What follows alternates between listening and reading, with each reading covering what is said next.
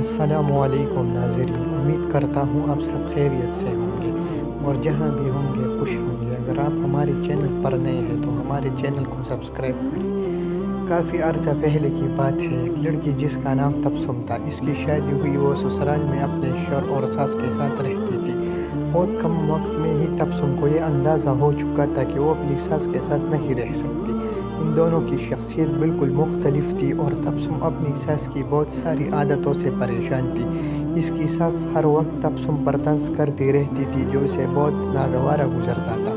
آہستہ آہستہ دن اور پھر ہفتے بیت گئے، لیکن تبسم اور اس کی ساس کی تکرار ختم نہ ہوئی۔ ان تمام نااتفاقیوں نے گھر کا ماحول بہت خراب کر دیا تھا، جس کی وجہ سے تبسم کا شوہر بہت پریشان رہتا تھا۔ آخرکار تبسم نے یہ فیصلہ کیا کہ وہ اپنی ساس کا برا رویہ اور برداشت نہیں کرے گی اور وہ اب ضرور کچھ نہ کچھ کرے گی۔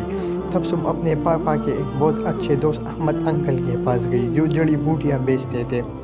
تبسم نے انہیں ساری کہانی بتائی اور ان سے کہا کہ وہ اس کو تھوڑا سا زہر دے تاکہ ہمیشہ کے لیے یہ مسئلہ ختم ہو جائے۔ احمد انکل نے تھوڑی دیر کے لیے کچھ سوچا اور پھر کہا کہ تبسم، میں اس مسئلے کو حل کرنے میں تمہاری مدد کروں گا، لیکن تمہیں ویسا ہی کرنا ہوگا جیسے میں تمہیں کہوں گا۔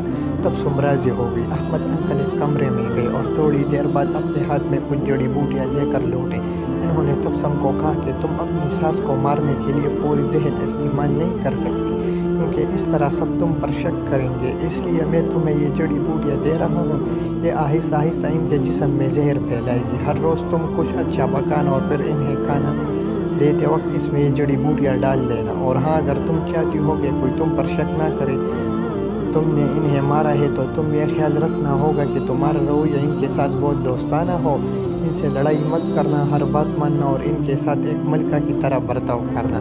تبسم یہ سب سن کر بہت خوش ہوئی۔ اس نے احمد انکل کا شکریہ ادا کیا اور جلدی سے گھر چلی گئی، کیونکہ اب اسے اپنی ساس کو مارنے کا کام شروع کرنا تھا۔ ہفتے گزر گئے اور پھر مہینے۔ تبسم روز کچھ اچھا پکا کر اپنی ساس کو خاص طور پر پیش کرتی تھی۔ اسے یاد تھا کہ احمد انکل نے اسے کہا تھا کہ اسے اپنے غصے پر قابو رکھنا ہے، اپنی ساس کی ہمت کرنی ہے اور ان کے ساتھ اپنی ماں جیسا برتاؤ کرنا ہے۔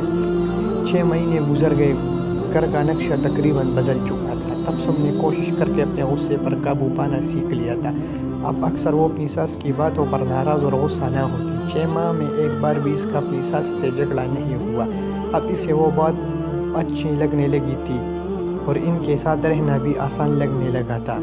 اس کی ساس کا رویہ بھی اس کے ساتھ بدل چکا گیا تھا اور وہ بھی تبسم کو اپنی بیٹیوں کی طرح پیار کرنے لگی تھی۔ وہ اپنے سب ملنے والوں کے درمیان تبسم کی تعریفیں کرتی تھی۔ تبسم اور اس کی ساس دونوں ایک دوسرے کو ماں بیٹی کی طرح سمجھنے لگے تھے۔ تبسم کا شوہر بھی یہ سب دیکھ کر بہت خوش تھا۔ ایک دن تبسم پھر احمد انکل کے پاس آئی، ان سے کہنے لگی کہ اب مجھے طریقہ بتائیں کہ کیسے میں اپنی ساس کو اس زہر سے بچاؤں جو میں نے انہیں دیا۔ وہ بہت بدل گئی۔ میں ان سے بہت پیار کرتی ہوں اور میں نہیں چاہتی کوئی زہر کی وجہ سے مر جائے جو میں نے انہیں دیا ہے۔